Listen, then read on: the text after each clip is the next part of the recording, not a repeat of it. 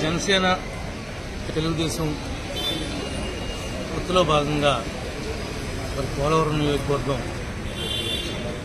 జనసేన పార్టీకి కేటాయించడం జరిగిందని నాకు స్పీజీగా తెలిసి ఆ విషయం మీద మనోహర్ గారితో మా పార్టీ నాయకులు అక్కడ ఇప్పటిదాకా పనిచేసినటువంటి ఇన్ఛార్జి మేము కలిసి మర్యాదపూర్వకంగా మరి జనసేన ఇప్పుడు వరకు ఉన్న ఇన్ఛార్జికి కానీ లేదంటే మా ఇన్ఛార్జికి కానీ ఇద్దరిలో ఎవరికి ఇచ్చినా సరే కష్టపడి గెలిపించుకొస్తామని చెప్పి పోలవరంలో ఉన్నటువంటి తెలుగుదేశం పార్టీ అధ్యక్షులందరం కూడా సీనియర్ నాయకులు ప్రతి ఒక్కరు కూడా కలిసి మనోహర్ గారికి మా అభిప్రాయం తెలియజేయడం జరిగింది.